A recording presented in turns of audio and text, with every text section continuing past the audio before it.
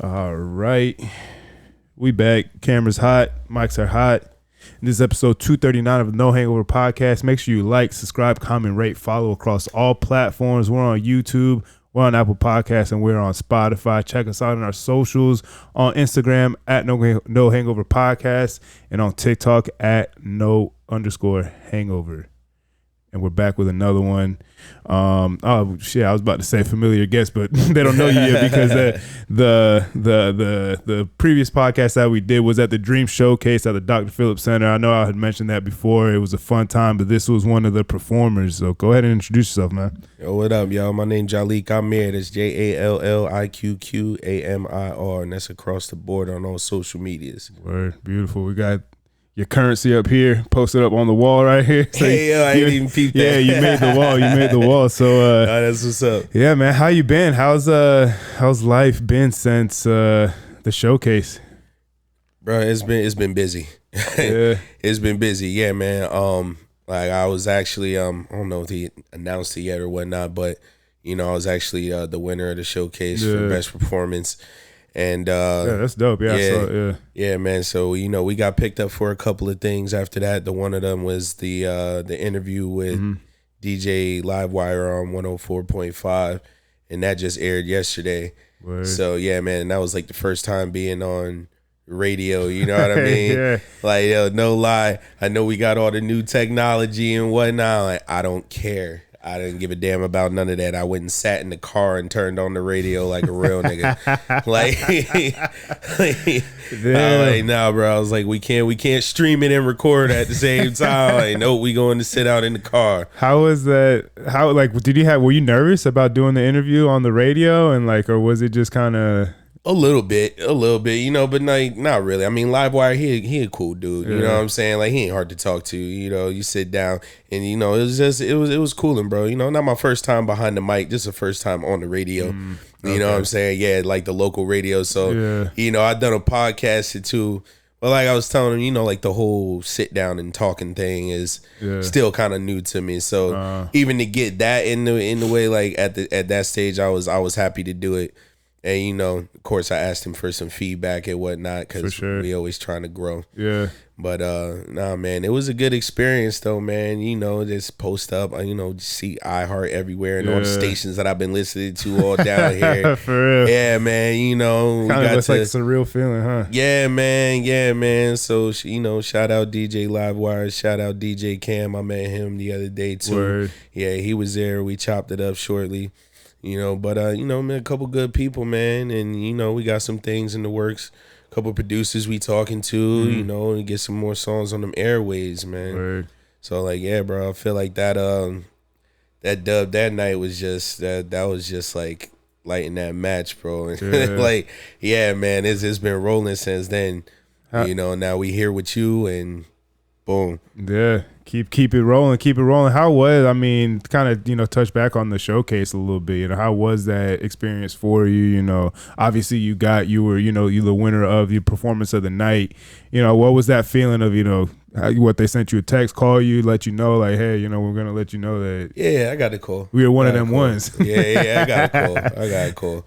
But it was, man, it was dope because it was like one of them situations, man, where you knew you was going into, like, all right, this is the cream of the crop, bro. Like, if you gonna pull out a dub, this gonna be the one. You know what I mean?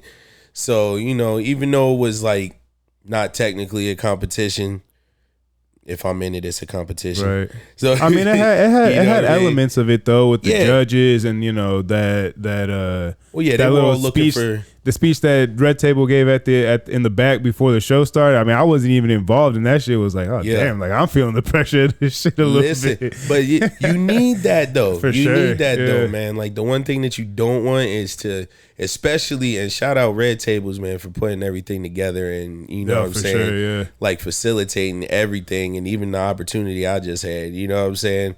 So like, but when you're dealing with something of that caliber and you breaking new ground, the last thing you want is people being lax. Right. You know what I'm saying? Like, no, everybody on point, and if making it a competition, even if who's the most professional. Right. Who's showing the most professionalism out here?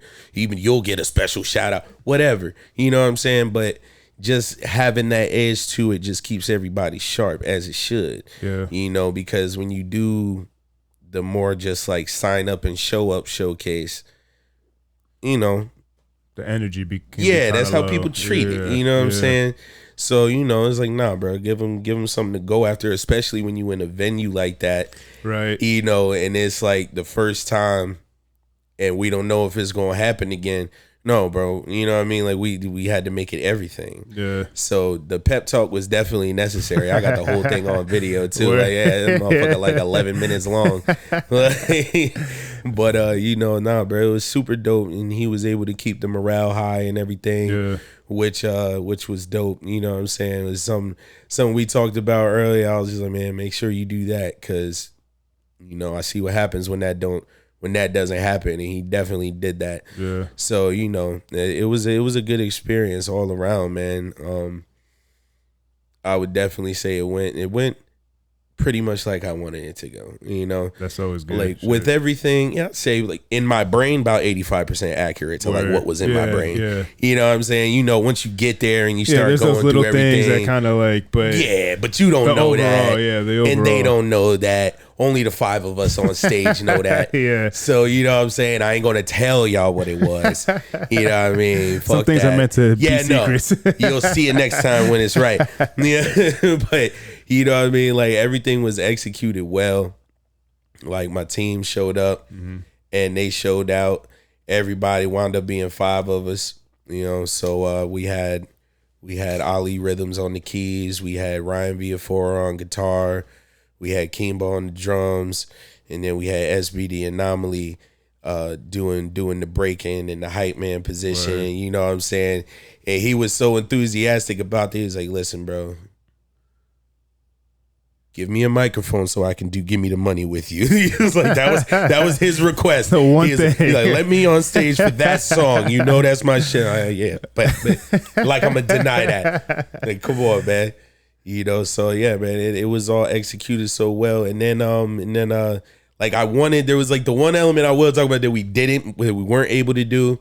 I wanted to have a graffiti artist doing a live painting while we was doing, but you know, they didn't want no messes, Yeah, that makes sense. Yeah. So, but what he did was, and it was dope, bro. Shout out to Jason Tai, bro, because this man hit me up the day of the show. I was on my way to sound check, and he's like, yeah, bro, can you pop out or whatever? Like, I brought the painting. I'm like, what? He's like, yeah, bro, I painted it. Couldn't get it out of my head. Like, so he still went and did the whole piece for me, man. And it was like totally custom, like to me, bro. Like, had my name and lyrics on it and everything. So that was like the painting that you saw off to the right there. That's dope. That's dope. You know, so like we were still able to incorporate that, because my thing was I wanted to have all elements of hip hop. Yeah, I wanted it all. I wanted you to be able to see it all, hear it all, experience it all. So when I was missing that one, I was like, fuck. Damn. You know what I'm saying? But my man came through in the clutch with it. It came through. Yeah, man. I was like, yo, man, that's just couldn't ask for more, man. Right. It went well. It went perfect, like you said, it wasn't how you thought it was gonna go in your head, but it still, you know, kind of manifested itself anyway. Yeah, so. yeah. You know, and we still wound up, man. The response, like, I don't know if you were actually in there. I know you was doing your thing outside, but I don't know if you actually was able to catch it. But dude, the eruption after we got done, bro, stupid. Well, I bet I'm sure that's a great feeling.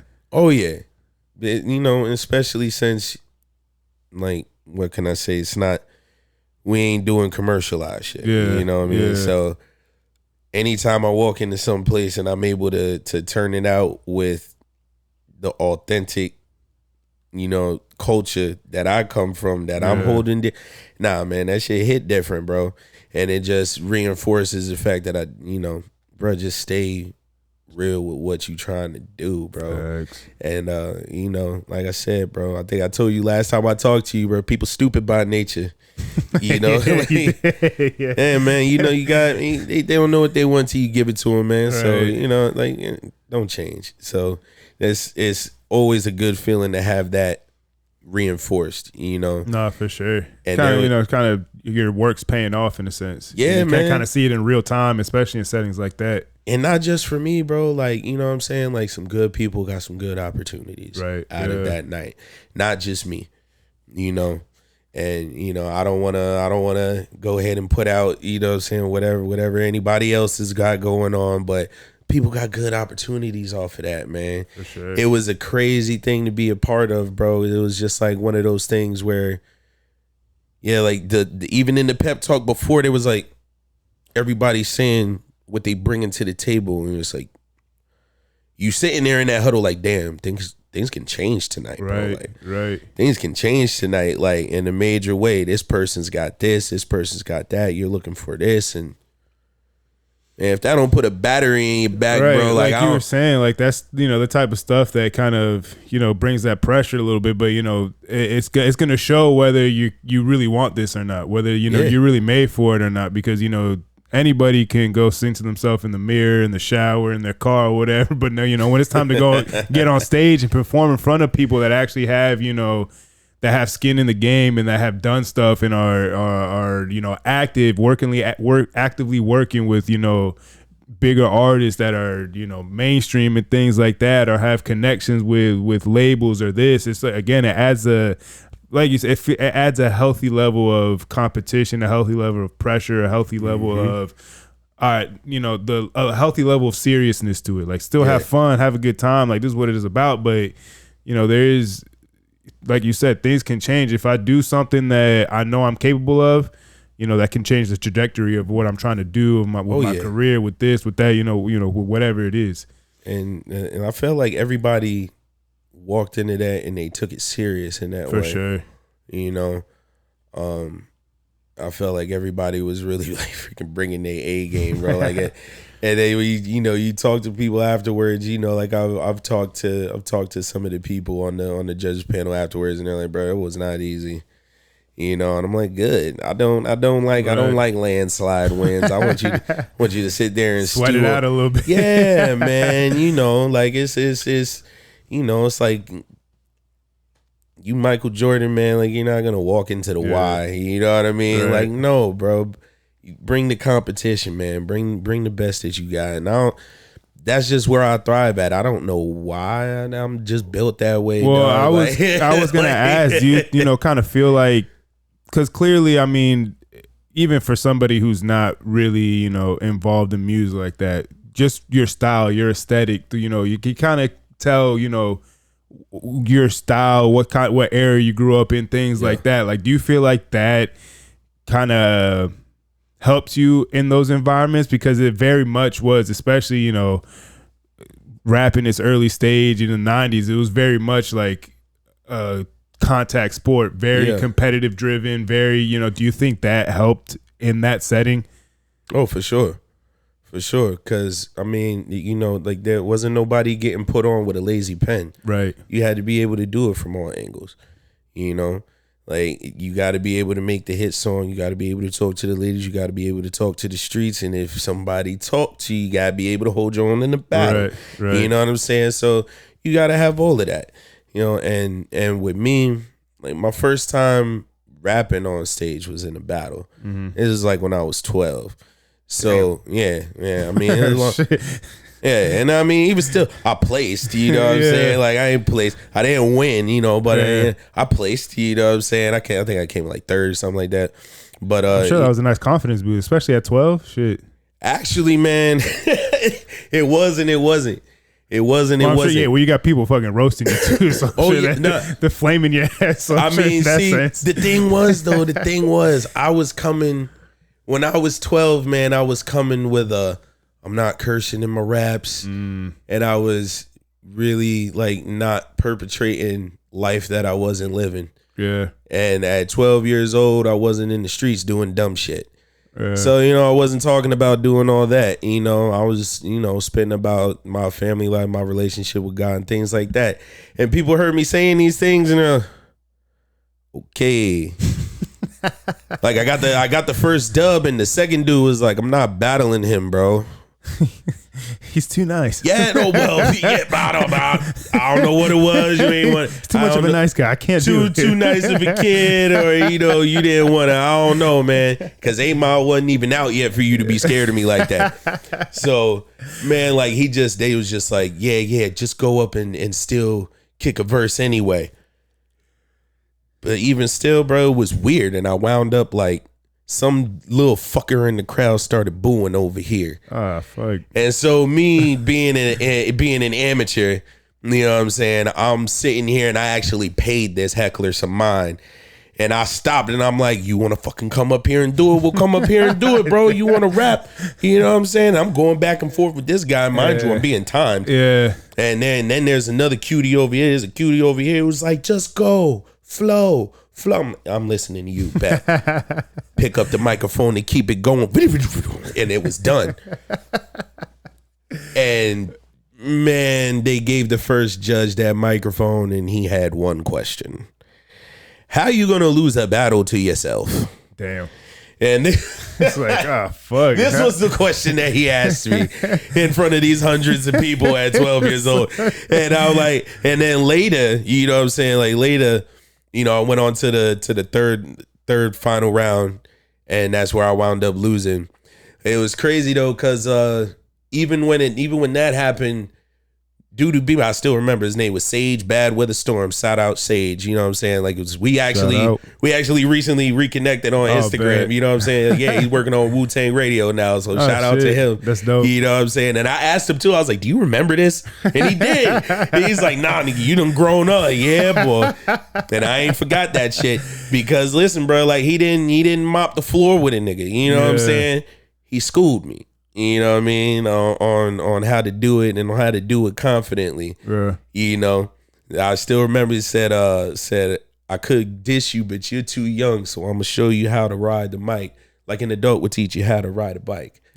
Damn. You know what I'm saying? That's a bar. Yeah, bro. Like, that shit was 20 years ago, man. I still remember it. Don't ask me what else he said, but but that stuck out. But I mean, that's some real shit though. Yeah, man. You know what I'm saying? I mean, especially in that setting too, where it's you're going for people's necks, like you're going for, and he's like, you know what? I'm gonna spare you, but I'm gonna still teach you some shit. Right. I'm gonna win this battle, but I'm not gonna embarrass you about it. You know what I'm saying? But I still had to watch that nigga walk up the hill and go choose his limo of choice to go to the fucking event that was like afterwards. That was the prize. I mean, I think that is a like kind of like shows what his character is, because he saw that there was something there with you, obviously, and he didn't want to like just fuck you up completely, where it's like it just ruins your confidence and destroys you, and especially at such a young age, like at 12, you're so impressionable, you're probably starting to hit puberty, all these other things that are going on, right? And if an adult comes and just fucking flames you, it's like, oh, what the, like, why am I even doing this? But he had the wherewithal and like the proper mindset to be like, all right, there's something there. Let's try and cultivate this. Because he could have just been like, hey, yo, you stepped in the ring, homie. For real. And he would have been completely justified to do that shit. Exactly. Wouldn't nobody is like, you would have won anyway. Yeah. But wouldn't nobody have blamed you for that. For real. So that was like the first time that I rapped on stage, bro. And you know what I'm saying? Like I said, it came with a moment of embarrassment, also with moments of pride. The embarrassment was that I didn't know, but the shit was televised, man. Oh damn! And it was on like the local channel. You know what I mean? Oh shit! And I did not know this, man. So and it was on the radio. It was being broadcast live on the radio. So I guess this was my second time on the radio. Let's say that. There you go. So yeah, first time in Florida. But yeah, you didn't even know. Yeah, right. So I completely forgot about that. Yeah, but that was broadcast on the local radio. So and this was like over the summer, bro. So when brother got back on the bus, first thing I stepped on the bus the day to school. How you gonna lose a battle with yourself, motherfucker? Y'all ain't have nothing else better to watch than me to take a L. Fuck y'all. You know what I'm saying? And bro, like that, people remembered that shit, bro. And like it was almost like, you know what I'm saying, where I felt pride, they just saw the other side of it, the embarrassing side of it, and that was all that happened. And where was, because I'm gonna go out on a limb and say you're not from Florida. Nah, I'm from Harrisburg, PA, man, like outside of Philly. Oh yeah, I remember you saying capital that. city. That little dot right there, you know what I mean? I remember I lived in Lancaster for a year. Yeah. Okay, got you. Yeah, man, this is up there, you know. And what can I say? You know, I mean, I was young, man. We was all young in middle school. You know, like it was like, oh, you're all fucking with each other back then, you know. But I would have to say, if I'm a pinpoint where like my need for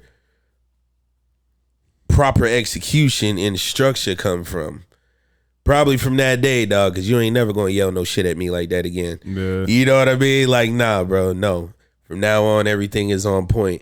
Everything is executed properly, you know. And I can remember getting booed off of one other stage after that, but that was a weird night all around.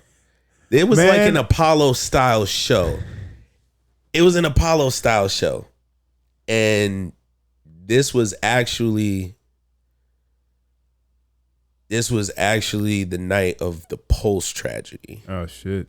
It was the same night, because I remember I had people calling my phone checking to see if I was okay, even in the vicinity, because they knew I had a show that night, but it was out in DeLand, this joint.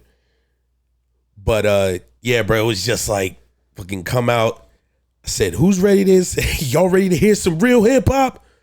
Boom! Oh, damn, off I rip. was like, fuck, off bro. rip, they were booing. You didn't even perform. I didn't even say shit yet, bro. Damn. I didn't even say shit yet. I said, I was one of the ones that you brought here for this. I was like, all right, you drove me an hour and a half for this setup. Drop that shit. You think I'm not going to get some bars out? Like, nah. You going to have to wear the Sandman, get your broom, bro. I mean, I kept going until they cut my mic off. Damn.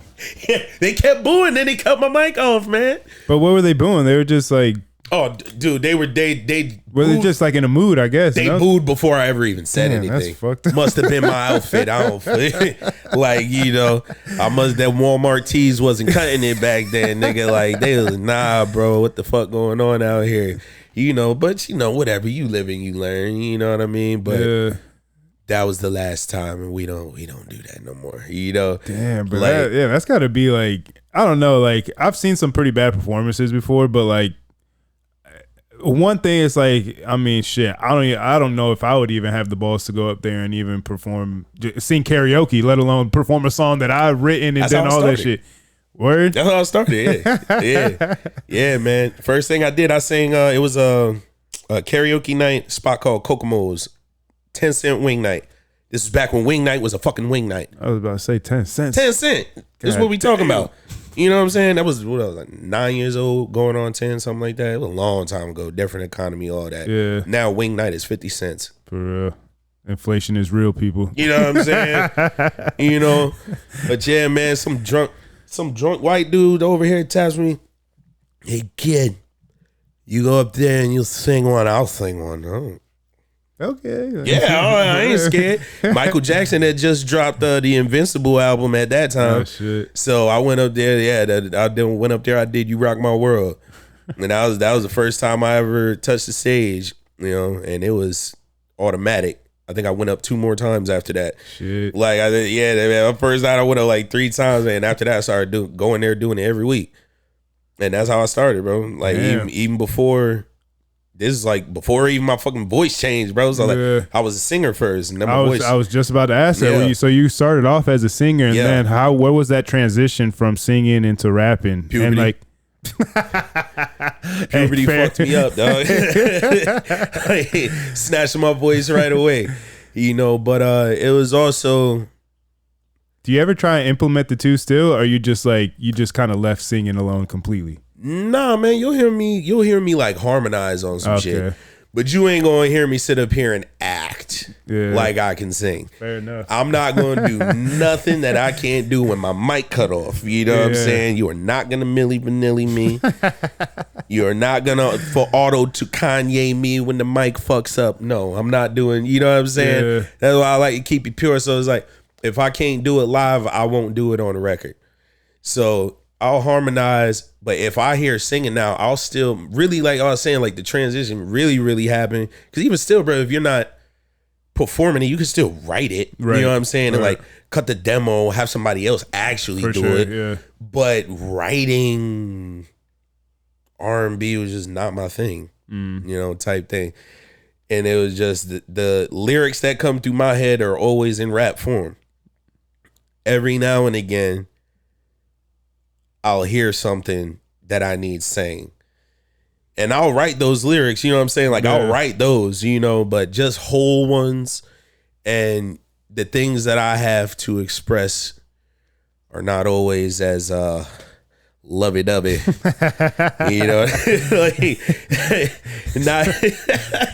Not always as gentle as, some R&B. But, like you can have like a more activist side to singing, you know what I mean? Like, they don't really care about us. And you know what I'm saying? Things like that. But, hip hop is just my bag, man. So once I got there, bro, I just stuck with it.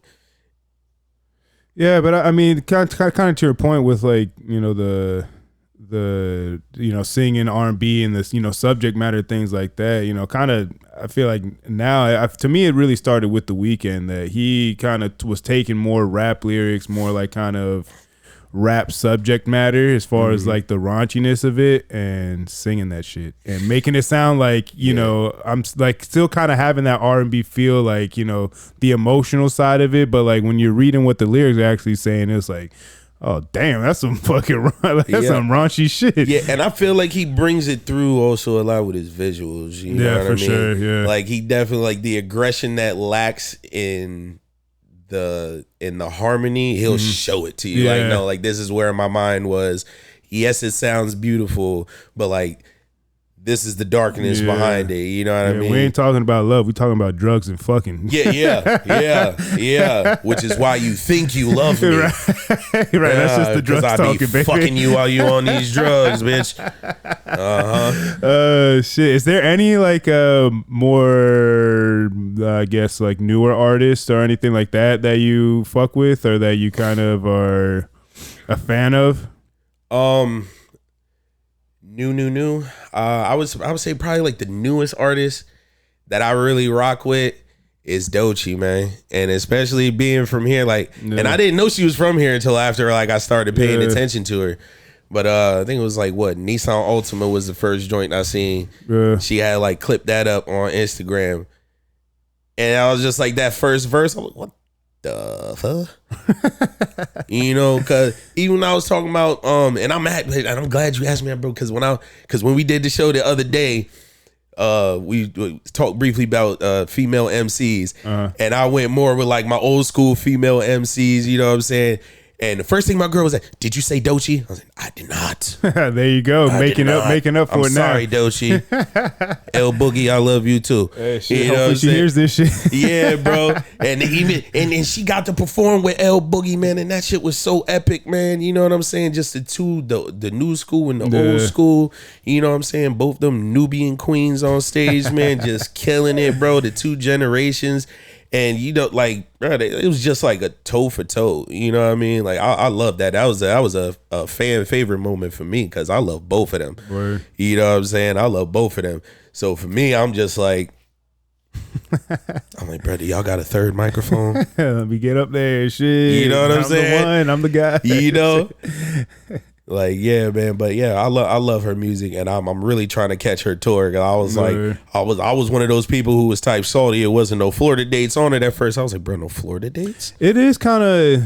She got it now. We on here now. Yeah, it got added later. But there is like, I've been seeing more recently, like within the past year, that more rappers, more rap artists, hip hop artists are starting to make their way, especially in Orlando, because I've noticed like they're just not a lot of like big time hip hop artists, rappers that are really coming through here, with except I said, exception of the last year. Like, I know Wayne was just here a couple weeks ago. Chris Brown was here at Camping World. The Weeknd was just here. I saw Travis Scott actually the beginning of 24, and he brought out Kanye. But it's starting to ramp up a little bit. But like, it doesn't seem like, and I'm speaking more specifically of Orlando, because they'll still go to like Tampa, Miami, but like there's just not a lot of like hip hop artists that are like sending their tours through Orlando for whatever reason. Yeah, which I find it a little odd, because I feel like there's definitely the crowd for it here. Like there's definitely like the demographic for it. Yeah, and the money's here. It's not like we don't have the venues for it and things like that. And so you got people from all over the world who here. Right. You know what I'm saying? The Clips just came through in August. I was trying to go see them. They were at the House of Blues. But so I mean, it's starting to ramp up a little bit now. But it seemed like for a little bit there, they just were not coming through. Bro, and one thing I just want to pay respect to them, man, because Clips has been having a hell of a year, dog. That album is fucking... Bro, listen, man. Like, birds don't sing. For them to perform that at the Vatican, like... Dude, like you... bro, the feeling of being the first to do something somewhere, and that played such a big part in the pride that we all had at Dreams, bro, because like we ain't allowed in here, dog. You know what I'm saying? We ain't allowed in here. Like, for everybody to be here and nobody signed and everybody's independent and underground and we doing it, like, it held a special type of feeling. So like, I know Pusha's feeling walking out, and you're the first. These are the first bars ever spit in here, bro. And I felt like it was such a good representation of hip hop. So unstereotypical as to like what people want to see it as, especially Pusha, because you can't talk about. You're always talking about the Listen, bro. That's what you're focusing on when you hearing him. Yeah. But he talked, bro. That man spit. The first things that was said in there in the Vatican to represent our culture was the love of having a 2-parent household. Yeah. 2. Okay. Let's defy the stereotypes and the bullshit real quick. And I felt like, he did. I feel like they chose those songs for their own personal reasons. But I was just like, I was 100% behind that choice, because it was just like, bro, like, you not only honored your parents, bro, but you honored all of us by going and showing, even by how y'all dressed, everything, that no, bro, hip hop can be on a classic like platform, for sure. And this is a religious place, you know what I'm saying? And this is 100% appropriate and acceptable in hearing this hip hop. Yeah. You know what I mean? So don't be too quick to judge. And that song, man, it was I love it in a way, because I heard it started going viral right before the passing of my stepdad. Mm-hmm. So like after I had heard it a couple times, then I got that call. Yeah. And then it was circulating so heavy, man, like it just became like the theme song of that. Like when he talk about the fishing trips. Yeah. You know what I'm saying? Like, we did that.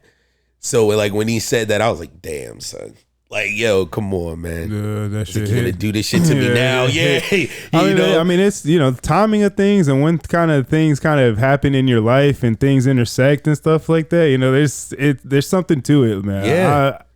I don't know exactly what it is. It could be, I'm not the most religious person. I do believe in some type of higher power. I believe in the universe. Same. I believe in things working and lining themselves up when it's supposed to happen. In the cognitive effort. Yeah, I feel, exactly. I do feel like there is like, there is a certain level of, work and a certain level of, setting yourself up for certain things that goes into it. But then there's also that, 90% work. Well, what's that other 10% that, how did things just line up like this? So that's kind of the unexplainable stuff. And, that kind of the things like that, there's something to be said about that, especially in moments like that where, something unfortunate happens, but there's, kind of a silver lining in a sense. And in that situation is more like just kind of being able to, I guess, attach memories to certain things and kind of, not try and dwell too much on the negative aspect of it, but appreciate the what came out of it. Nah, for real. And I'm not gonna lie, it helped a lot. It did, bro. I'm sure. It helped a lot, bro. It was just like, yo, like, all right, well, it was like I didn't have to express it. Yeah, you know what I mean? yeah. Like at that moment in time, like I felt like Malice just took care of that for me. And I'm sure, especially for, obviously you're an artist, you're a rapper, and I'm sure you're the one that, constantly having to express yourself, constantly having to, speak on things and say this and let it be known. I'm sure, especially at that time, I'm sure it was kind of like a relief of like, I'm glad I don't even got to say anything right now. I could just kind of. But that's just for me. You know what I mean? Yeah. Like, as you say, like, since I'm the rapper, since I'm the writer, since I'm the orator, I'm the griot of the family and all of that. Yeah, bro, when shit happens, I'm the one who usually has to do the talking. Right. Yeah, bro. But it was it was good that I felt like I got something immediately. And it was like almost like it just like layered it out. So it was like, all right, we're gonna give you these words that like are, you don't know it yet, but like we're laying the base for you to cope here. Right. And then it happened, and then it was like, wait, no. Just go back and listen to that, remember? And that's bro, like it's so different, the lanes, and the abilities that what people can tap into, and you don't realize how valuable it is until it's playing in real life and it's meaning something in real life right now, until the relevancy of it is right in front of you and you're living it.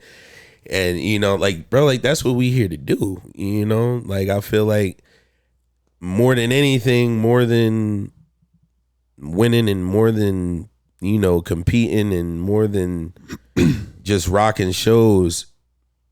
And honestly, what people don't hear from me all that much anymore, because I usually pop out when I'm competing. You know what I'm saying? But that other side, there's a lot of shit on that other side. You know what I mean? Yeah. Like, bruh, the B-sides that have been cooking up, y'all don't even know. Shit. You know what I'm saying? Like, type shit. Like what I give y'all right now, bro, is I don't want y'all listening. Yeah. I want y'all listening. But when it comes time to give y'all the real work, I got some shit to say. Be ready for that shit. I got some shit to say, man. You know what I mean? There's been some shit happening and some shit brewing. You know what I mean? So we got a whole lot to talk about, and there's my people I keep close know there's a little black book. Shit. There's a little black book, bro, and it's just, no, bro, like I've just been doing that as like a new technique of not wasting any thought. Because I'm still a 9-to-5 nigga. I'm still working. So a lot of times where I'm on my feet and I'm moving, and using my phone is not always an option. And I'm not about wasting nothing, man, because it be in those busiest times where I'm not supposed to be doing it, where the gold comes. You know what I'm saying? You can't control when these ideas come to you, right? Listen, man, I'll be sitting up here, I'll be supposed to be writing for work, and I got my book, and you think I'm writing shit for work. Now I'm dropping bombs, son. The fucking the perfect cover up right there. Yeah, exactly, bro. Like, what are you doing? I'm taking notes. What? Yeah. No, bro, I was training somebody one time, and they went and told me, like, I don't know what he's doing, but he's taking notes on me, and I don't know. I'm like, I said, bitch, I'm paying the bills over here. What's you? Ain't got nothing to do with you. Yo, like this is not a pen. This is a spatula. I'm cooking. Relax. This ain't about you. All right. Shit. Keep talking. It can be though. You might find yourself in the bar real quick. Yeah, inspirational one. Shit. Like, listen, be careful how you act around me, man. You might just hear about yourself. Man, that's what's up though. I mean, being able to like, because I've never really been much of a writer. I'm more obviously. I mean, I could talk, so that's how, if I have something to say, I'll just tell somebody that, and it kind of it's good sometimes. Sometimes it gets me in a little bit of trouble, but being having that I guess tool, skill, ability to write out your thoughts and being able to put them down, but then also now put them in a way that it's going to be,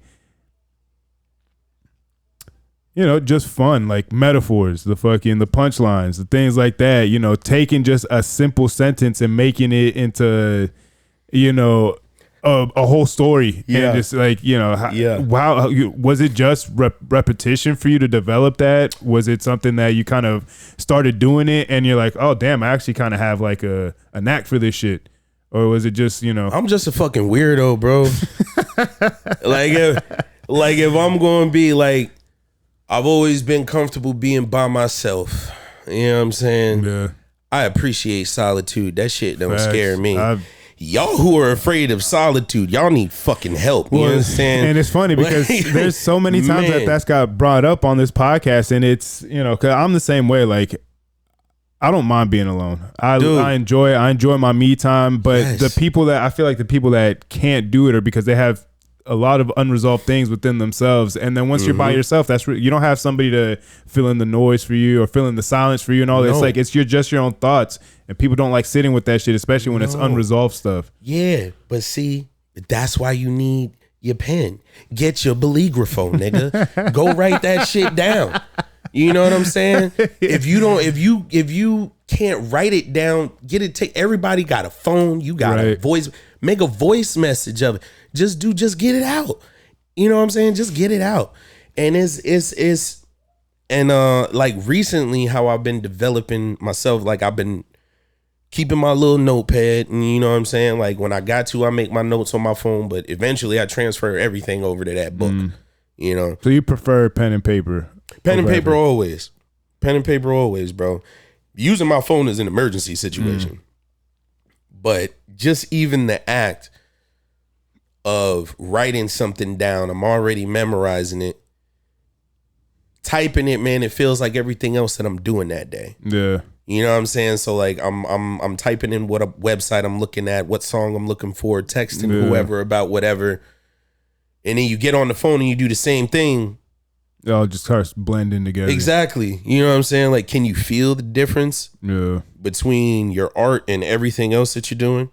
So, nah, bro, pen and paper all day. I still keep, like, and even still, when I got in the bad habit of putting shit on my phone, I took it to get worked on, and rookie nephew, nepotism, whatever, son of a bitch, of who owned this, why you don't go to kiosks at the fucking mall. Keep fucking walking. Yeah, bro, keep fucking walking, man. Keep fucking walking, man. Nah, I don't got time for you to clean my shoes. I ain't got time for you. If you in the Florida mall, okay, and you over by Smashville, don't go to them motherfuckers, man. Damn. Hey, I told them I was going to tell niggas. All right, I told y'all motherfuckers you fucked with me too much. Damn. Dude, I went there for him to fix my screen, bro. Changed my battery, fried the whole motherboard. Took everything off I never got that shit back off my phone, bro. Damn. And they're not liable for that shit? Yeah, that's what he claimed to say, that he wasn't liable. That the paper that I signed, I said, joke's on you, bitch. I didn't sign that. I filled it out, but I did not sign it. Joke's on you. I filled it out, but I ain't signed that shit. You ain't slick. Oh, shit. Yeah, man. Ultimately, bro, you know what I'm saying? Like he wound up replacing it. Yeah. And he wasn't even trying to do that. And I literally went I went there first. My girl went over there because I was at work when this shit first happened, man. We went back and I had to go to work. I didn't have time to deal with it then. So he was like, all right, I'm gonna keep working on it, see if I get it. She went back that night, boy. Don't fuck with the queen. For real. Boy. Yeah. You know what I'm saying? She went and bit out a chunk of that man's ass, boy. And then when I came back there, he was like, yo, you know what I'm saying? Oh, he didn't want to replace us. Listen, bro. I'm the nice one. I have about 2 more hours to deal with this before I go off, and I can't handle it. Do you want her to come back here? No. Okay, we'll fucking handle it, bro. Let's get this shit. I'm trying to tell you, dog. I'm the fucking nice one, dog. You know what I'm saying? Ultimately, man, I twist this nigga arm. I had to tell him, bro. I was like, bro, I know you don't know me from Adam, okay? But I do. You know what I'm saying? Like I since a kid, bro. You know, protests and being in the streets and doing shit like that, bro. Like I've marched on City Hall.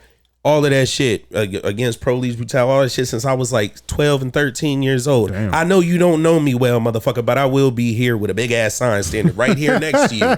With the megaphone. Right here next to you, dog. The picket sign. Yeah, man. Give me my shit. That's funny as fuck. You know?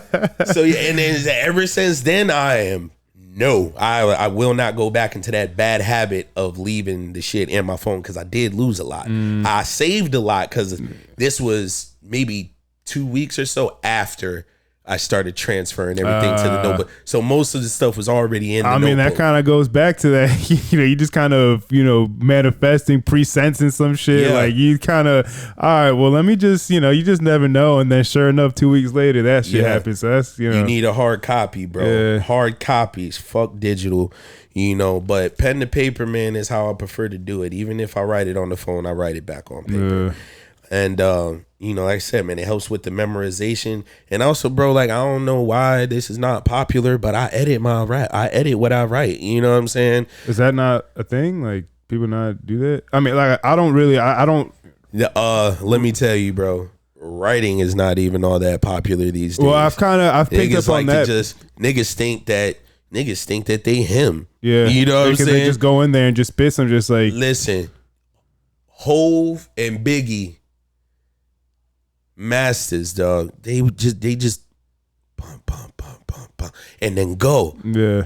And then once Wayne found out that Wayne found out he did it, then he stopped. Then once Wayne did it, every fucking body who wanted to be a rapper said, no, I don't have pens anymore. But the thing is that not everybody's Hove, not everybody's Biggie, exactly, not everybody's Lil Wayne, exactly, exactly. You gotta know your role. You gotta know your role. And even still, I say, you know what I'm saying? Like Wayne, that man's brain is on another planet.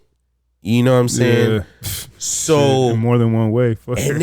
Dude. And it's like once you know what I'm saying? Like once you look at the type of shit that he was doing since he was 11 years old. Yeah. You know what I'm saying? Like the drugs and all that shit. Not talking shit, but that's what he did. Yes, you know what I mean? I mean that whole interview with the cup, what's in my cup, right, is in my cup, and they don't all that shit. You know, and all of that and his transparency and vulnerability on the Carter 5, explains a lot of that shit. Yeah. And just like having been since then.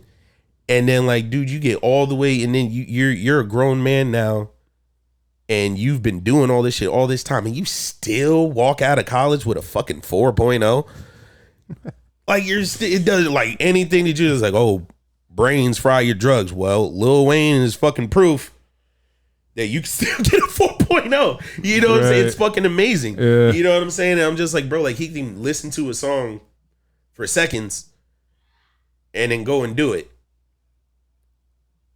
Imagine if he took the time to write. Right. Right. Imagine if he took the time to write, bro. And that was a big thing with Pac. Pac's like, bro, like it's not art if I'm not writing it. Well, I think just most people too. Like that's just how people's brains work. I mean, even outside of music, that's something that I need to work. Just like kind of writing down goals, writing down plans and things like that. But you could talk to any fucking successful person. One of the main things they say is write shit down and read a book or something. Yep. But people are, kind of feel like they could just, and I'm just going to be the shit. I'm just going to be awesome. It's just going to wake up one morning and be fucking great. And it's like, nah, that's not how that shit works. Train yourself. Right. Train yourself. And one of the things that I really appreciate, those you talking about reading and writing, I'm about to fucking combine them for you. Here we go. You know what I'm saying? Because literally, man, like listening to Doechii in one of her interviews, I listened to how she developed herself. And what she did was she put herself through the course of the Artist Way.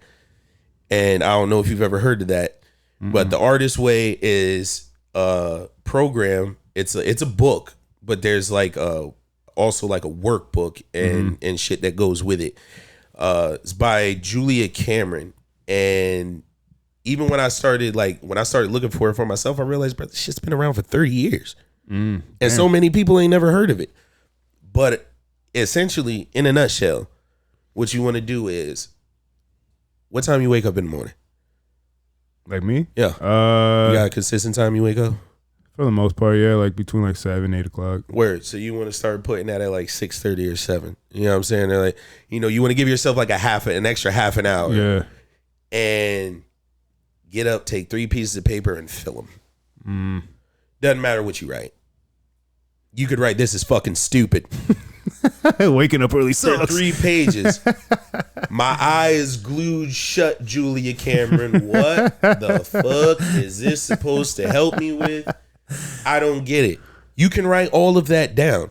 It ain't an exercise to like become great at sitting down the first time and cranking out a masterpiece. Right. The point is to sit down and get used to putting pen to paper, to expressing thoughts. That's it. If that's what you're thinking, write it down. You know what I'm saying? And that helps with how you get through your day. That helps with you can get up and start writing about all the bullshit you went through at work last night. Get that on out. You know what I'm saying? You can wake up and start writing all the goals that you want to do today or this week, whatever. Just write it out. You know, just take that half an hour and do that for yourself. And then that's a daily exercise that you do to just improve your creativity on the spot. But there's also give and take. It's like a relationship with yourself, you know what I mean? The creativity. So you're waking up and you're putting out, but you need to also consume. Yeah, for sure. So what you are assigned to do, and you know, this does not mean don't read the book. Go read the fucking book, bro. Don't take the gist. You know what I'm saying? Yeah, don't take the spark notes. Yeah, bro. Don't take the spark notes. Fucking do it. You know, but you know, so and then once a week you owe it to yourself that you have to go on what she calls an artist date. You understand? And an artist date has rules. You have to go alone. Whatever you do, you have to do it alone. Because the second you bring somebody else, you start to consider that person.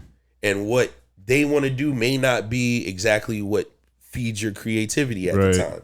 And it doesn't matter what it is. Just do something that you want to do. Go see a movie, go on a nature walk, go see a show, whatever. Whatever you know is going to recharge your batteries, go shopping, whatever the fuck.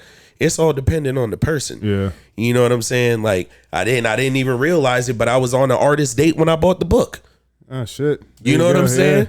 You know, I was just out exploring. Yeah. You know, I went to go pick up a jersey and shit. You know what I mean? I just wound up walking around for a bit, wound up in Books A Million and let me see if they got this. Right. And it was the whole fucking wall. I was like, yeah, I'm divine in a bit. Yep, I'm supposed to have that.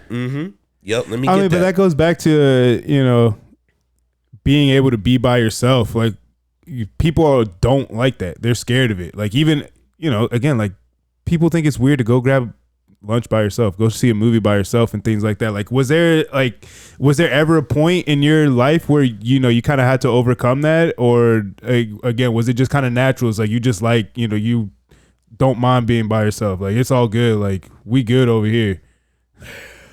My brother will tell you that he used to sit in his fucking classroom, because you know all the different grades go at recess at the different times. Saying like, bro, I used to sit in the classroom and I would just see you walking around the fucking blacktop by yourself. Like you ain't have no friends and nothing else better to do. No, bro. Adjusting to being by myself was not a thing, bro. And, you know, like I told him, I was like, bro, that was by choice. I ain't fuck with them. You know what I'm saying? I am very heavily misunderstood. You know, like I said, bro, like weirdo is not, you know, that's a label that I was given. You know, to me, I'm normal as shit. Yeah. You know what I'm saying? But, you know, it's just I preferred being alone, because even when I was, like I said, bro, like I was like 9, 10 when I started performing. I was younger than that when I caught the bug. I've known what I wanted to do since I was like 4 or 5 years old, man. Shit. You know, like it was I still remember I was in a parade out here in the parks. I got chosen for a parade and they put me in there. And I'm sitting there walking around the park and everybody's cheering and waving. I'm like, yeah. What's up, motherfucker? Yeah. You see it I ain't care. It was all these other people. Yeah, there's a band. Yeah, there are characters and things, but they clapping for me. This is about me right here. Yep, and this is like 4 years old, and I was like I caught that buzz, man, and that feeling of like, wow, all these people are happy, smiling, cheering.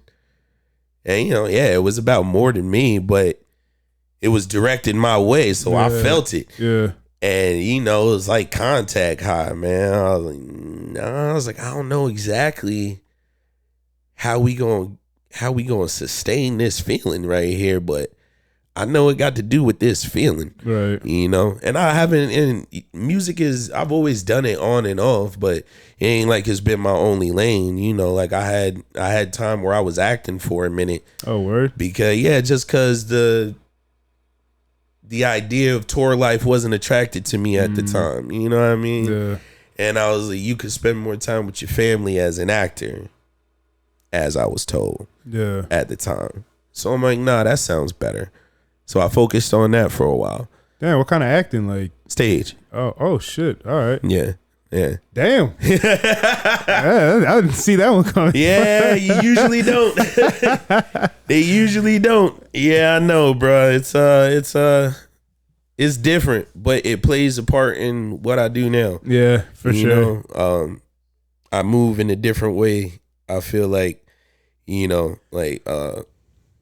people don't understand a lot of time blocking. Blocking in what sense? Like stage blocking. What is that? Stage blocking is like making sure, like stage blocking is putting everything where it's supposed to go, organizing where everything will be. Right. You know what I'm saying? And the importance of blocking and how you like place things of focus upstage or downstage to draw the attention to them. Even how you walk and you talk. You know what I'm saying? Because even after the dream show, somebody asked me, I was like, why did you kind of turn to the side when you walked like that? And I said, because if I said I was walking straight this way and nobody's sitting over there. So if I walk straight this way, what are you looking at in the crowd? Yeah. You're just looking at my side profile. Right. You know what I mean? Which that ain't what you came here to. You know what I'm saying? Even if it's for a brief second, like I want my stage presence to be as digestible as possible. And that all depends on eye contact and engagement. Well, and I know that was kind of one of the criteria too that that the judges were looking for too. What's the criteria for everything? Yeah. For everything. You know what I mean? And the thing is, bro, like it's a simple recipe. It's a simple recipe to win. It take a while to figure it out. You know what I'm saying? But it's a simple recipe, dog. Like I just put in my time and did it enough, and I lost enough. And I feel like that's the part that discouraged so many people, bro, and then they start changing and doing that other shit because somebody not giving you the accolades or telling you, yeah, you're good. Yeah. Or they're not telling you that you're the best or you don't have something to show that, But nah, bro, it's once you know how to do it, bro, like if you're good at it, you can do it consistently. And it's just hell, man, it's just been a long learning journey. I put my time in, bro. Like I said, man, I started on stage 9 years old, man. I'm about to turn 34. What do you feel like the biggest lesson has been for you so far that you've really been able to like apply to what you're doing and actively see like a change in things or like, just kind of, progress in applying that? As far as like progress, like professionally and in the eyes of people, I've learned what they respond to out of me.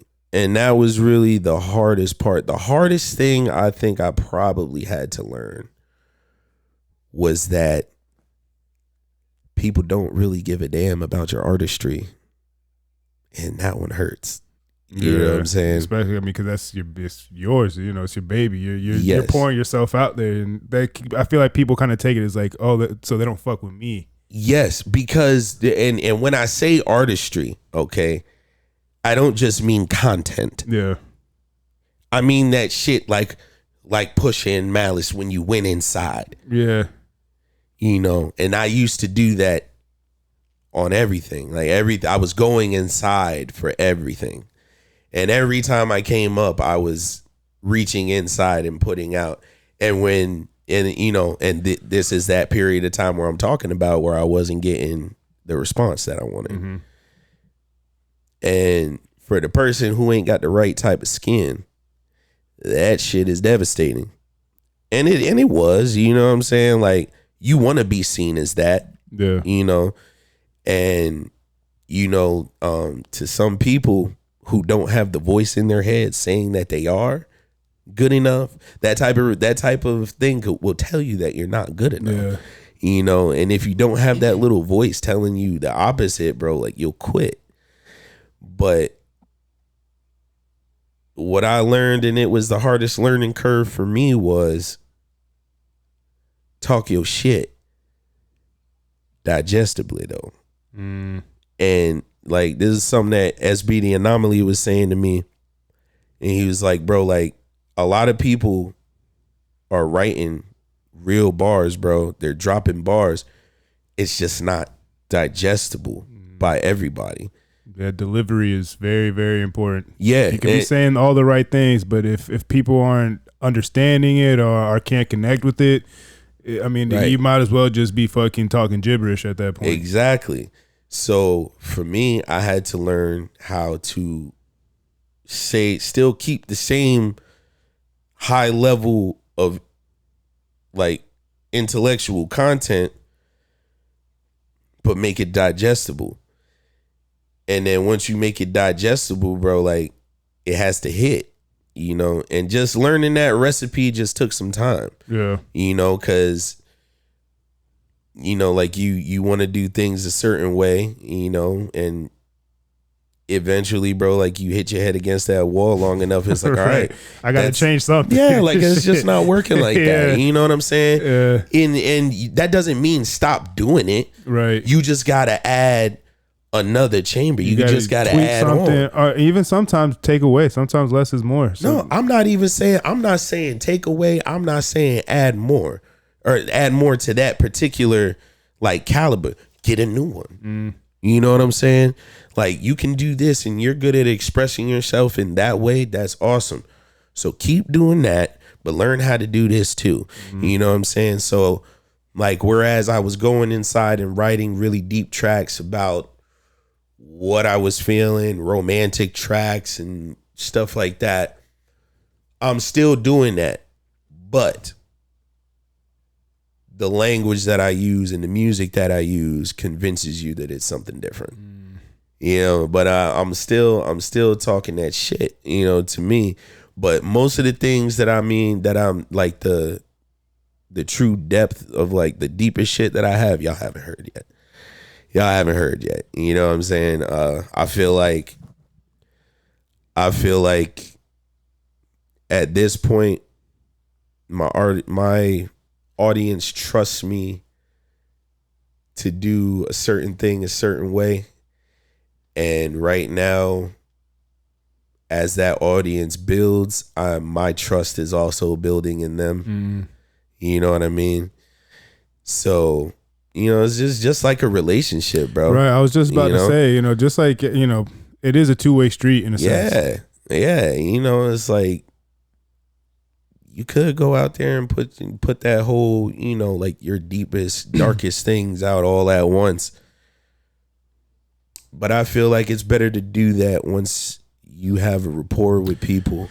Right, it's just like getting to know somebody. It's not like the first time you meet somebody, you're like, hey, I'm so-and-so. This is, you know, by the way, all this shitty shit or whatever has happened to me. You know, I know this is the first time we met, but it's like, yeah, you got to like have an initial conversation, you know, find certain common ground on things, you know, things that you guys, you know, connect on, whatever. And then maybe, you know, the second time you build on a little bit more, the fifth time, the 10th time, and then, you know, and then it builds to like, well, this is why this is this way. Yeah. This is why I react to this sometimes, and it is. I can trust you with this piece of me now. What up? Hey, buddy. We got a special guest. What's up, baby boy? I'm 20. Okay. Look, turn around, say hi. You say hi to the camera? Say hi.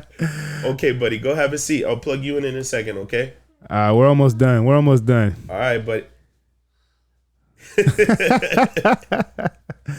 you know, you good, Bubba? Okay, no touching. Go ahead, sit down. You want to sit right here? Sit right here. Sit right here with me. Whoops. Come here. Here, sit down. Okay, buddy. The charger's in your bag. The bag is out there, buddy. There he goes. To be a kid. Yeah, right. He'll be back. But yeah, bro, you know, it's like I was saying, man, it's just building a rapport with the fan base, and you know, just like, you know, right now, you know, I want y'all to get to know me from all the angles and shit, and you know, that'll lay that foundation. You know what I mean? Yeah. Like that's why I'm just like, yo, like right now, bro, like nah, let's put out "Give Me the Money." You know what I'm saying? Let's put that on the radio because, you know, like that right there, but that's a joint that everybody can rock. Yeah. That's a joint that everybody can rock. You know what I mean? Like the last thing I'm trying to do is get on the microphone and trauma dump on y'all. Y'all are like, who the hell is this? Who the hell is this and what happened to you? Jesus, nigga. Good Lord, you've been waiting to get that out. For real. You know what I mean? Who hurt you? Yeah, it's just like, you know, things will, you know, it has a different level of acceptance. You know, once you know, it's like, oh, damn, no, it's like, whoa. Nah, bro, you do that too? Yeah. You know, like right now, bro, like I got a joint written, bro, called Hoes. And motherfuckers, bro, that's gonna fuck you up. Like, Hoes is gonna fuck you up, dog. Like, Hoes is just straight life. You know what I mean? Yeah. And Do you have a studio that you go to, or do you have kind of, you know, what is I'm in that the process of building one in the crib. Oh, bad. Yeah. Because that's the way to go. It's a lot more convenient for sure. Indeed. Yeah, buddy. We have to go get my book back. Twist tiny. Your charger is in the bag on the table. Look in the bag on the table. Here, Bubba. Ooh, watch out the headphones. The headphones. There you go. Yeah, your charger's in the bag on the table, okay? It's right there. No. And the table out there where you were sitting. And the couch, buddy. Careful. Uh, In the bag where the couch is at, Bubba. Man, kids are so funny. Yeah, man. He's hilarious, bro.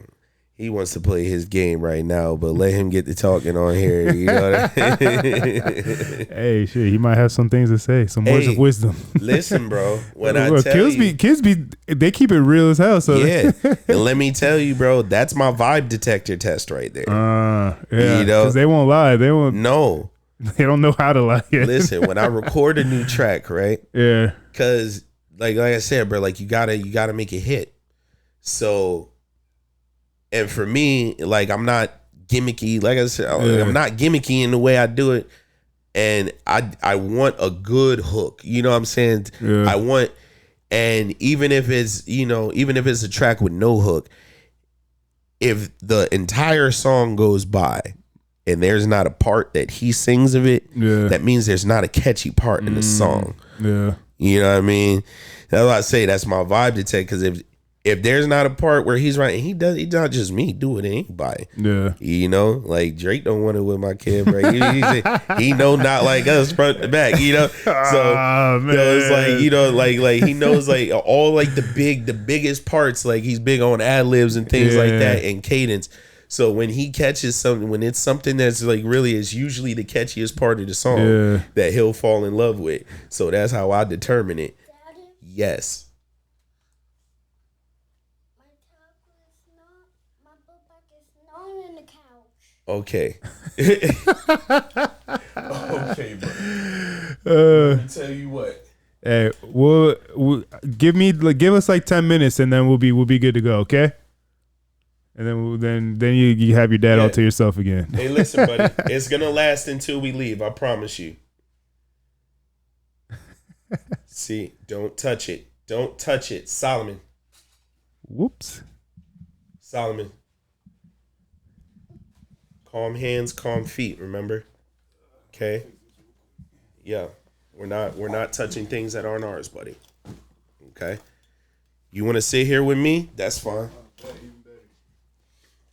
You want to sit here with me? Here, you want to listen?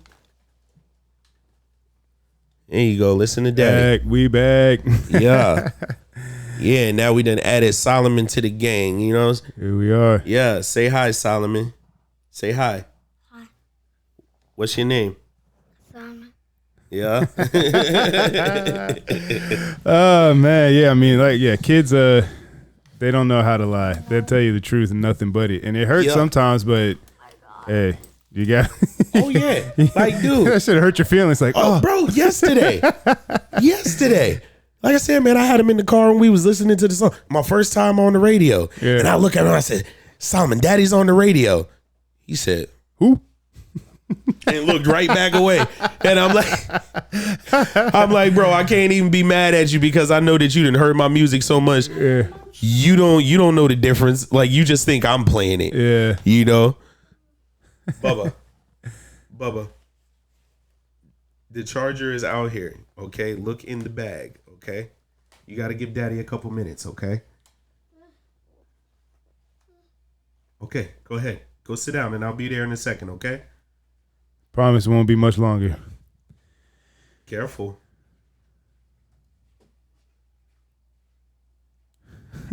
Thank you, Bubba. And that's rare footage of Jalliqq Amir in dad mode. There you go. No other podcast has that. Getting the exclusive. Yeah. But man, I had a question in my head and now it's gone. I know you said you just put out a single, right? That was The Give Me the Money, bro. Yes, sir. Give Me the Money. That's straight boom bap, bro. Just like hard as soon as it drops, you know.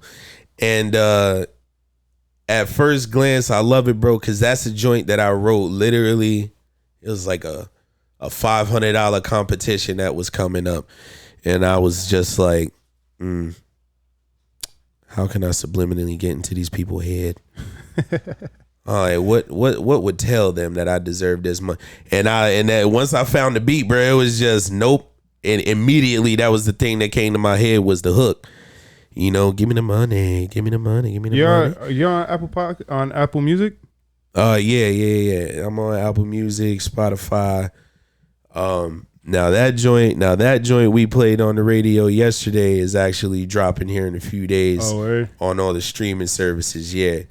So we did like an early preview, like a early exclusive release on the 104.5. And you know, Give Me the Money is that joint, man. Like that's the joint, bro. Like when I tell you, man, like brother been going and winning competitions, bro. That's the song that gets the dubs right there. Right. So like, go ahead, look at it. You mind if I play it on here? You don't mind if I play it on here? Just to give people a little preview of it. Oh yeah, I got you. What, like through the phone or whatever? No, because this is Bluetooth, so I'll be able to play straight through the headphones. Word. Yeah, I got you right now.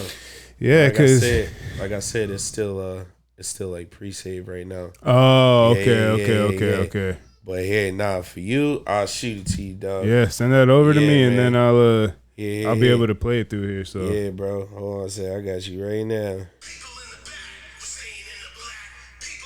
But the like the whole point of that joint, man, and it was like I love that song, bro, and it's opened so many doors for me, man. Mm-hmm. You know, like connection wise, competition wise, marketing wise, because you know, like you got the charger. Yeah, I found, buddy.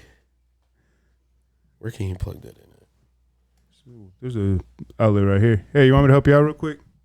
Yeah, let me see. Here, give it to him. Here, sit right here, buddy.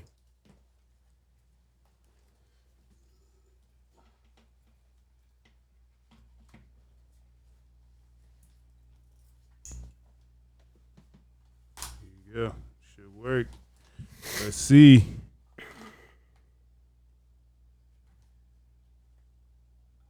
Good vibes. You got it? I got a positive vibes. Bracelet on. Good vibes. Positive Okay, vibes. you got it? Okay, sit down. There you go. Okay, there you go. We in business now. Have a seat. Sit on the floor, bub. He said nah. All right, man. Carve a squat right there. You good? You good? No. Shh. Okay, put your headphones on. Good man. Thank you.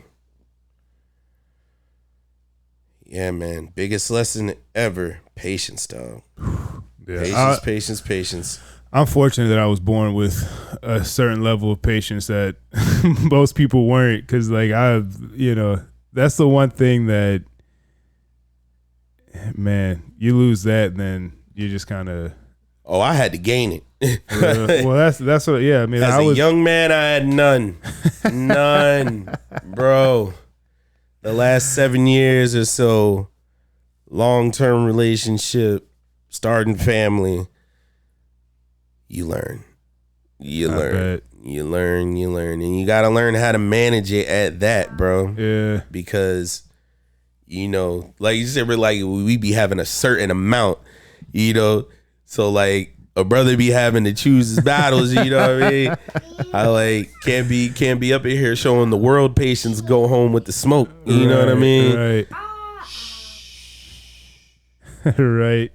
Yeah. Nah, I feel that. Like I said, I feel like I was kind of already born with a pretty high level of patience. So then as I got older, it just was, I was able to hone into it and kind of, but I definitely have my moments of hot-headedness and lack of, but just kind of as you get older, like you say, you just kind of start picking and choosing your battles, and just like you kind of just get callous to a lot of shit too. You just kind of you do.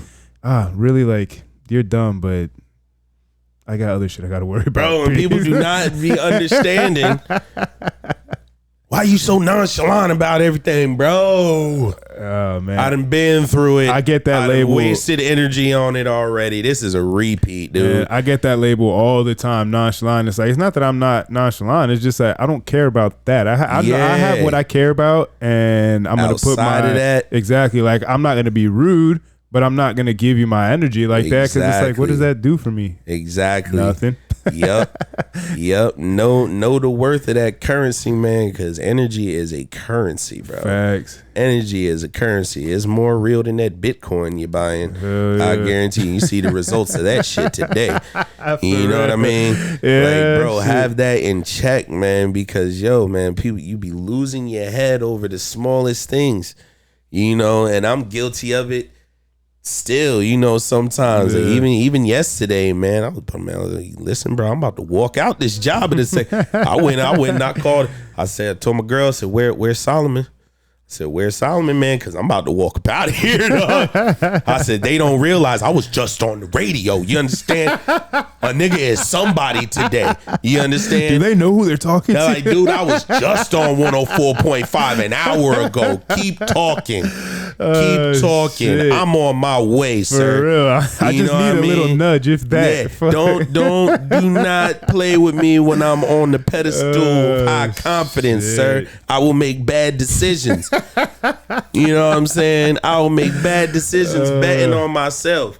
You know what I'm saying? That's the only way I gamble anymore. Hey. It's the only way to do it. Let me listen, bro. I was doing the hard rock for a while, like last year. Oh yeah, wasted a bunch of time on that, bunch of money too. And I'm sitting there, I'm like, I keep giving this fucking money to hard rock, and I'm missing opportunities. like. So I was like, yeah, just deleted the app, and I was like, I banned myself. Yeah, I got on it like when it first became legal here, and I was doing all right. Like I would hit on a few, miss a few, hit on a few, and I don't know. I just wasn't Right. Yeah, Right. so I took that bread and I was like, no, they got a competition here, competition there, competition. So I started putting that to enter all the competitions. Right. You know what I'm saying? And yeah, bro. I mean, like, betting on yourself. yeah, shit. bro, the odds Might on as that. well. Shit. Exactly, Might bro. as well. You're betting on random people that you don't even know. Might as well put that money on yourself, bet on yourself. That's what I'm saying. Like, dude, I'm it's a like, nice little come up. I'm like, listen, man, out of I would say like 20 competitions that I've done over the last 2 years, I done won 12 of them. So I'm like, you know, like that's like 50-something% on myself. Hard Rock ain't giving me them numbers. Hard Rock ain't giving me them numbers, dog. I'll bet on myself. You know what I'm saying? And my return has been so much higher. Hell yeah, I bet. You know? Yeah. Cause like me, I know what I'm about to go do. Right. Ain't no way of telling what somebody on that court about to go do. Right. I know what I got in the chamber. You know what I'm saying? And I'll assess for myself whether, you know, what my chances are, and I'll go with that. Right. You know? And also, I mean, even if you don't win, you meet people, networking, interacting, things like that. That kind of, you know, the secondary stuff that. I mean, we all comes do with that. it. We all do that at every show, no matter whether you win, lose, or whatever. But me personally, I take losing. I used to take it personal. Yeah. Now I see it as opportunity, and not even opportunity as far as like getting something, but to show something. Yeah. You know what I'm saying? And for me, bro, I spent enough time losing where I know how to have a grace about it. You know, and I know how to have grace in both winning and losing. Right. So, you know, that like if you win, man, I'm still gonna come shake your hand Right. and congratulate you and say you did that shit. You know what I'm saying? And you should wear it as a badge of honor. I have 20 years experience. You know what I'm saying? You know what I mean? Like, if you beat me, sir, yes, bro. Yeah.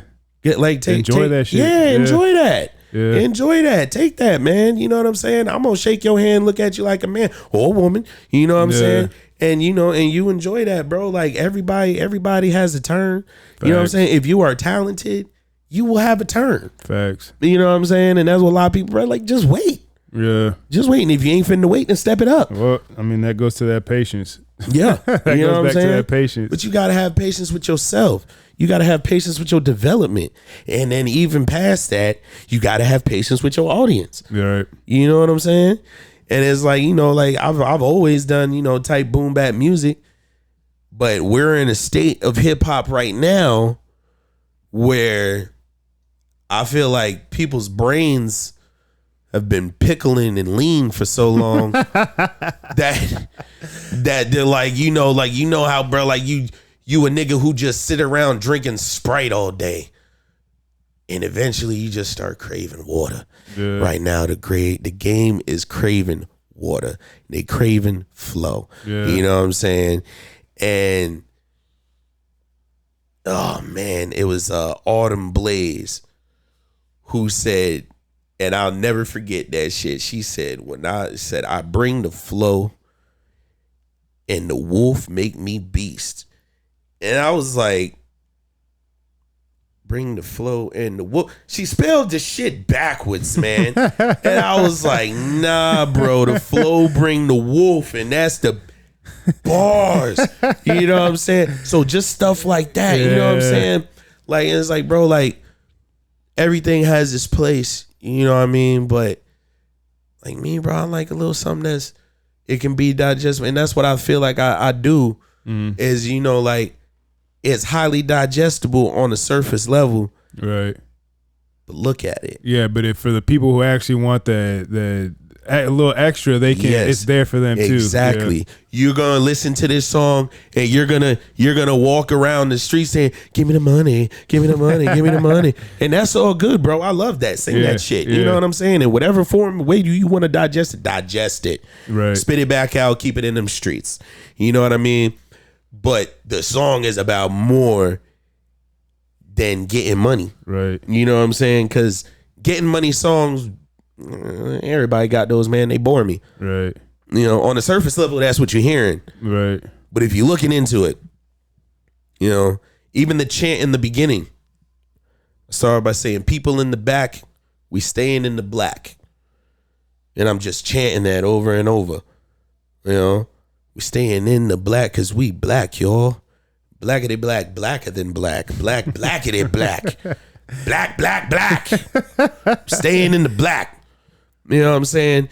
And if you an old school movie buff, especially if you follow Chris Rock, you'll recognize that line from CB4. Yeah. You know what I'm saying? If you 30, you know that line. But you know what I'm saying? The blacker black, blacker than black. You know what I'm saying? So I'm talking to my old heads right there because, you know, like, again, that's one of them things, you know, I'm gonna give you a test. I'm gonna draw you in with this right here. Yeah. But you thinking I'm saying one thing, but listen to it a little closer. Like, it's a proclamation of independence, you know, for black business, you know, and supporting ourselves and being loyal to ourselves. We're staying in the black because we black, you know, and we gonna stay in the blackity black, blacker than black. We getting all the money and keeping it blacker than black. You know what I'm saying? Yeah. And, you know, just like, and it's about independence. It's about getting your worth. It's about not cheapening yourselves because somebody else don't have the budget for you. That don't mean that you're too expensive. Right. You know what I'm saying? Right. And, you know, those, and there's even the line that says, you know, it's like you just had to show up and spend money. You do it all over town, but here you acting funny. You know what I'm saying? You know, it's like you don't ask Versace for 20% off. Yeah. You know, so don't bring the shit here, cousin. Right. You know, don't think like, yeah, we fam and yeah, we peoples, bro. But do not sit up here and act like that entitles you to discount my worth, bro. Right. We cool. You still gonna give me this bread, dog. I'm still a business. Right. I'm still a business, nigga. Jalliqq Amir LLC, motherfucker. Okay, that come with money. You understand? That come with money. And you know what I'm saying? Like, the thing is, bro, like, just like sitting down and being, you know, like, you think promotion's supposed to be free, exposure's supposed to be free, content's supposed to be free. Dude, like, you can't walk around with that type of assumption about things, you know? You're not setting yourself up for success in that way. You know, and you burn bridges and you lose allies. Right. And dude, I'm always willing to pay somebody for their worth. You know, now if you're willing to work with me off the strength and you just want to work and we just gonna work, then we gonna work. Right. But dude, don't nobody give me a quote and I say, nah, I don't really think you worth that. Mm-hmm. Now that don't mean go hitting my DMs fucking with me. Right. Better come correct. Yeah, because we ain't stupid. You know what I'm saying? Well, like, I know if you worth that, I'm gonna give you that, dog. Right. I'm not gonna fight you. You know what I'm saying? And try to make you take something that's worth than the service that you know that you provide. Right. If I can't afford it, I'm just going to tell you I can't afford it. But also, you got to be able to know what your worth is and be able to price yourself right. Because know, some people be thinking they're worth more than they are in that moment. And not to say that you can't get to that point of what you think you are, but like right now, you got to know what you are to be able to appropriately price and not lose out on business. Right. And things like that. Understand your position. Understand what you providing. How many people are providing that? Me personally, dog, you don't hear me talk about things that you're going to go and hear from everybody else. Right. Money, cars, clothes, hoes, drugs. I pretty much stay away from all of those topics. Right. You know what I'm saying? Unless it's in my own form that I feel is unique to what everybody else is doing. Yeah. You know what I'm saying? Like, yes, everybody's got a money song, but do you have a money song that's talking about what I'm talking about? You know what I'm saying? Yeah. So that's why I'm like, okay. Everybody, you know, like that's a popular subject, but I'm gonna do it this way, and everybody love it, dog. You know what I'm saying? You can feel the authenticity coming through it because I'm not faking nothing. Right. I'm not talking about I got this and that. I clock in and out 5 days a week, buddy. Sit down. I clock in and out 5 days a week. You know what I'm saying? And in between that, I'm with this guy, Solomon, buddy. You're blocking daddy on the camera, okay? I need you to sit still. We're almost done, buddy. We're almost done. Buddy. Thank you. Helping me out. Oh, man. Right. I need you to sit this side and stay there, okay? Yes, all right. Uh-huh. It's like, well, do your thing and stop messing with me then. You know? Man. See? Yeah. No. That's all right, man. Nah, but you know, it's bro. You know, and it's I love him to death, dog. You know, hey, he's funny as hell, man. He's too funny, bro. Like, trust, like I'm trying to get him comfortable with all the different aspects of what I do. You know what I mean? I feel like it's definitely important for him to be by me when I do certain things, you know, like the rehearsals for the Dream Show. He was there for all of those. You know, he's sitting there in the corner. He even come in and play the maracas on the stage. You know, and just let him be a part of it. You know, as much as I can, let him be a part of it. Let him be a part of it. You know. Yeah, I mean, experience and exposure. I mean, it's very important. Very important. Yeah, I mean, dude, like nobody. You know what I'm saying? Like my dad exposed me to the music, but like the technical sides of doing stuff, man, I didn't have nobody to show me how to do that. You know what I'm saying? But he growing up. He got, you know, his dad's a videographer and a photographer and a rapper and an actor. His mom is a chef. You know what I'm saying? Yeah, man, she makes some of the best. Yeah, man, Steph Sweets. Shout out Steph Sweets. Get them birthday cakes and cookies and shit. Oh, damn, I got a sweet tooth like a motherfucker. Listen, bro, my girl shit is crazy, and I ain't just saying that because she mine. Yeah, you know what I'm saying? Instagram? Yeah, bro. It's at Steph's Sweets. Steph Sweets. Yep. And yeah, bro, I got business cards on me too, bro. I'll slide you one before we leave. You know, but yeah, that's you know, it's all good shit there, bro. And you know, she be coming up. You might see her pop up with a little concession, you know, at a show, something like that. Sweets 28. Let me see. Oh yeah, I see. Yeah, you're. It's like the green joint. Right, yeah, that's the one. That's the one right there. That's the one. You see, I'm getting you business, baby. Yeah, don't say I don't love you. But you know, man, it's just you know, just expose him to all of those things, you know, and hopefully, bro, he just be well rounded. Hopefully, you know, soak up all of that. You know what I mean? Be able to rap, be able to dance too, because I ain't no dancer. Do something that I can't do too. You know what I mean? You give me enough time. You know what I'm saying? I can learn. Oh yeah. You know, like you know, you don't see it by looking at me. You know? But that's the best part. You catch them off guard. Oh yeah, listen, bro. The first time I grabbed my girl's hand to dance, she did not know what the fuck was happening to her. Like what the hell? No, she didn't know I could dance. I didn't tell her. No. It's me. Like I'm not like every dance I can dance. Yeah.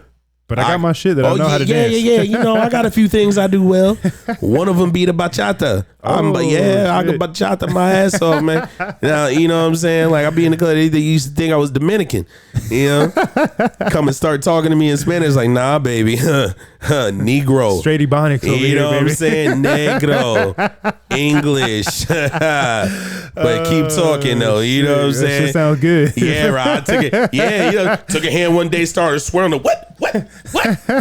You know, but you know, sometimes you just gotta keep it fresh like that, man. But yeah, bro, you know, keep people on their toes. Yeah, I get down a little bit. I swear to God, if anybody put this shit on stage and try to make me do it live, I'll kick your ass. Yo, you can add it to your show. Yeah, yo, like swear, right?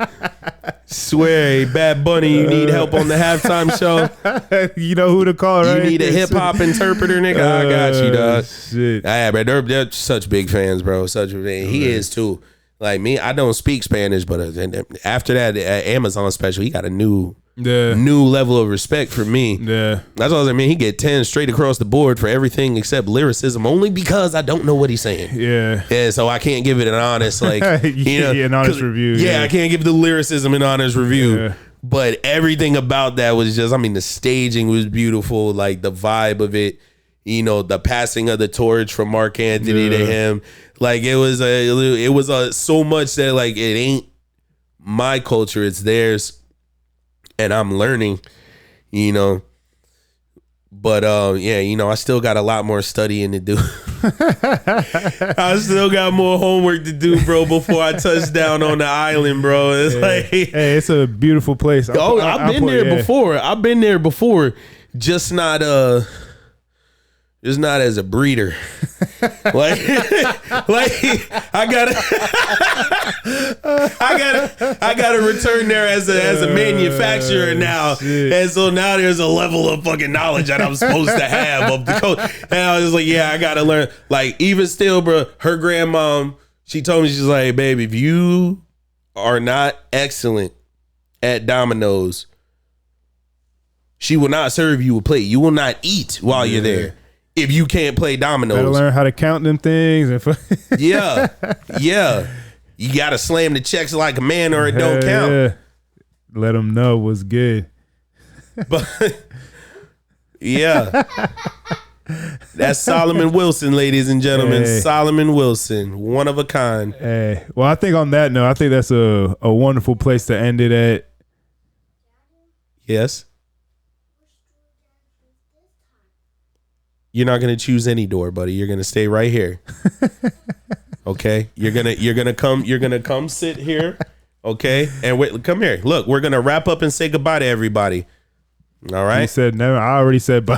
Peace. Yeah, whatever. Good Lord have mercy. It was a pleasure having you on, Hey, Jalliqq. bro. Great talking to you again. Go ahead and plug yourself up. Let them know about the single, anything coming up, shows, all that good shit. Let them know where they can find you. Hey, listen, man, on everything across the board, Jalliqq Amir.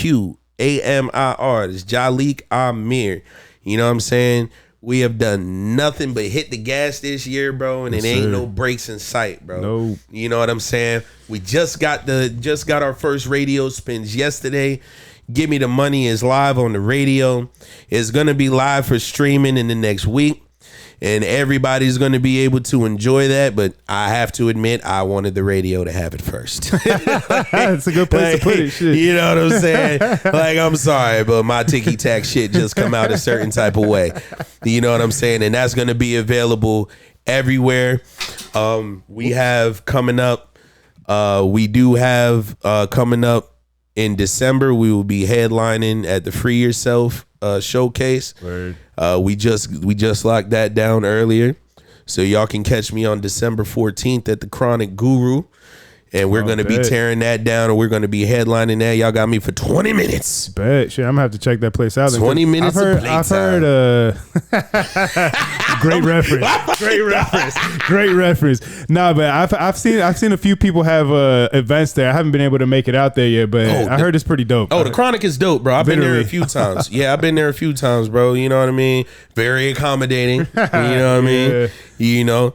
And it's right there downtown, bro. It's right there by the parking garage. Y'all ain't got no excuse not to pull up.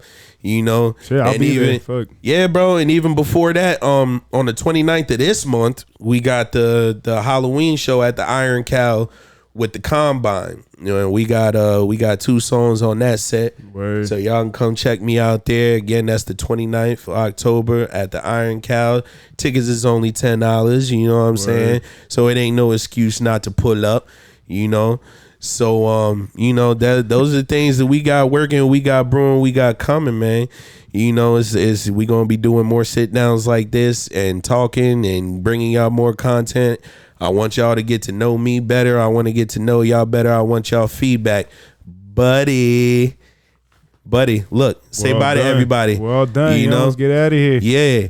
And again, bro, you know what I'm saying? Like, I wanna say thank you, bro, for bringing us out here, bro. Thank you for the hospitality that you show my little one. Doubt, of course. You know what I'm saying? You know, my man's ready. You know? No, man, I appreciate you coming on. Great conversation. You're great personality. I fuck with the music. I fuck with what you're doing. And whenever you want to come back on, let me know and we'll make things happen. So that's love. That's love. This is episode. Go ahead. You want to say something to everybody? What do you want to say? Say something. Bar for bar. Huh? Bar for bar. Say bar for bar. say, listen to Jalliqq Amir. Listen to the gun. Yeah. Close enough. This is episode 239 of the No Hangover Podcast. Make sure you like, subscribe, comment, rate, follow across all platforms. We're on YouTube, we're on Apple Podcasts, and we're on Spotify. Check us out on our socials on Instagram at No Hangover Podcast and on TikTok at No_Hangover. Jalliqq Amir, again, thank you very much. I appreciate you. Much love, much fortunes, and big things for you in the future. Everybody love everybody. Deuces. And that's Solomon Wilson, the prodigy. Yes, sir. Yo, I'm